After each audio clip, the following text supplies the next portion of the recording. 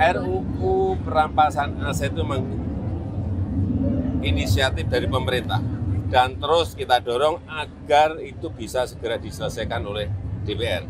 Dan ini prosesnya sudah berjalan. Kita harapkan dengan undang-undang perampasan aset itu ya akan memudahkan proses-proses utamanya dalam tindak pidana korupsi untuk menyelesaikan setelah terbukti karena payung hukumnya jelas. Ya, ini inisiatif pemerintah begitu kata Presiden. Sebelum kita bahas soal inisiatif pemerintah, saya minta ke Bung Teddy dulu. Bung Teddy, tadi kalau Mas Rey, Bung Margarito menyebutkan inilah potret jujur kondisi politik di negeri kita. Anda wakil ketua umum Partai Garuda nih yang akan berlaga juga nih di 2024. Setuju nggak dengan yang disampaikan tadi dua narasumber saya dan juga Pak Bambang Pacul bahwa kita ya wakil ketua partai? Ya, jadi beberapa hari lalu kami memberikan statement ya di media. Statementnya itu adalah anggota DPR itu bukan wakil rakyat. Bukan wakil rakyat? Anggota DPR adalah wakil partai politik. Lalu pertanyaannya, lalu pertanyaannya, lalu siapakah wakil rakyat? Wakil rakyat itu adalah partai politik. Tentu statement kami ini kan ya menimbulkan beberapa ini ya reaksi ya. Orang langsung berpikir wah kok begini ya gitu. Nah tentu kami harus menjelaskan dong. Nah, kami jelaskan bahwa kalian harus terima, saya sepakat dengan dua narasumber tadi gitu kan, bahwa kita ini di konstitusi kita bahwa peserta ya pemilu legislatif untuk DPR itu adalah partai politik. Iya betul. Ya, bukan perseorangan. Kalau perseorangan apa? DPD.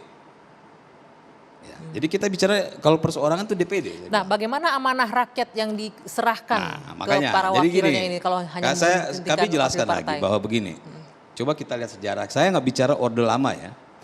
Kita bicara bahwa orang yang protes ini mungkin sudah menjadi pemilih di orde baru. Ya.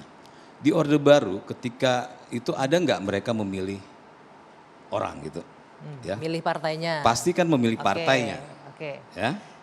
Lalu ketika masa reformasi, apakah masih memilih partainya? Ya, pemilu 2004 kita masih memilih partai. Ya, ketika memilih wakil rakyat kita memilih partai.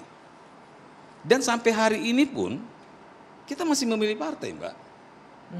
2009 itu kan ada putusan MK. Proporsional terbuka kita milih orangnya juga. Ya. Ada orang yang di situ di 2009 partai. Baru itu ada untuk pemilu 2009 itu ada putusan MK yang menambahkan ya untuk dimasukkan ke dalam surat suara caleg-calegnya. Iya kan? Nah, jadi ini kami sampaikan gitu bahwa dari statement kami jelaskan bahwa ini loh secara konstitusi ada, secara sejarah jelas, tambahan lagi saya bilang coba kalian lihat di DPR. Apakah ada yang namanya fraksi rakyat? Pasti namanya fraksi partai. Fraksi partai ini penonton harus mendengarkan dengan cermat ya. Fraksi partai. Kepentingan partai. Ya. Jadi gini, ini kita harus terima bahwa itu memang ada. Sebentar, sebelum dilanjutkan saya mengundang narasumber saya sudah datang ini satu lagi, Mas Johan Budi. Silakan bergabung Mas Johan, selamat datang. Waduh, silakan langsung duduk Mas Johan. Masya Allah.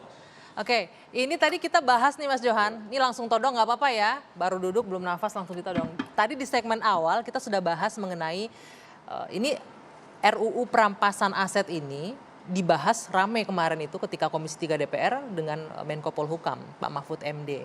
Sempat disinggung, ditagih nih sama Pak Mahfud, kenapa mandek aja nih jalan di tempat, sudah lebih dari 10 tahun ini RUU tapi nggak juga masuk. Nah kebetulan 2003 ini masuk prolegnas, tapi rekan separtai Anda, Pak Bambang Pacul bilang, gampang lobinya jangan di sini, jangan sama Korea ini katanya. Telepon aja ketua umum kita, pasti semua bisa. Jadi ini pertanyaan muncul tadi Mas diskusinya, ini wakil DPR ini wakil rakyat atau wakil partai ini? Silakan. Ya, terima kasih Anggi. Selamat malam para narasumber. Jadi gini, saya tentu tidak bisa menjawab apakah yang disampaikan oleh Mas Bambang Pacul itu dalam konteks gurauan ataukah serius atau itu yang terjadi.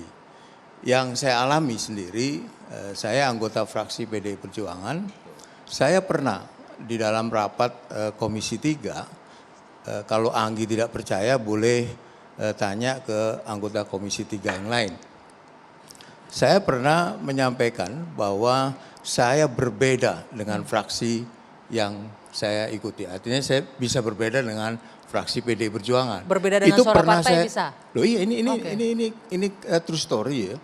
Ketika mengambil keputusan di Komisi 3, saya menyatakan bahwa saya berbeda dengan dengan fraksi PDI Perjuangan. Yang lain pada ini pasti di PAW atau apa gitu kan. Ini konteksnya ke pertanyaan Anda tadi. Yeah. Ternyata saya tidak diapa-apain tuh. Biasa aja. Artinya apa? Artinya saya sebagai anggota DPR tentu mewakili kepentingan masyarakat yang saya wakili. Nah, karena itu menurut saya waktu itu saya lupa ininya ya, kasus putusan apa itu. Saya menyampaikan bahwa saya tidak sepakat, yang menurut saya yang benar adalah yang ini gitu. Intinya berbeda lah dengan suara partai pada saat itu tidak ya? apa-apa gitu. Itu di fraksi PDI Perjuangan. Saya nggak tahu di tempat yang lain. Apa yang mau saya katakan? Yang mau saya katakan adalah tidak benar juga bahwa semua keputusan yang ada di DPR itu masing-masing anggota DPR itu tergantung keinginan dari ketua masing-masing partai. Itu saya alami dan saya sering begitu di rapat-rapat Komisi 3 ya.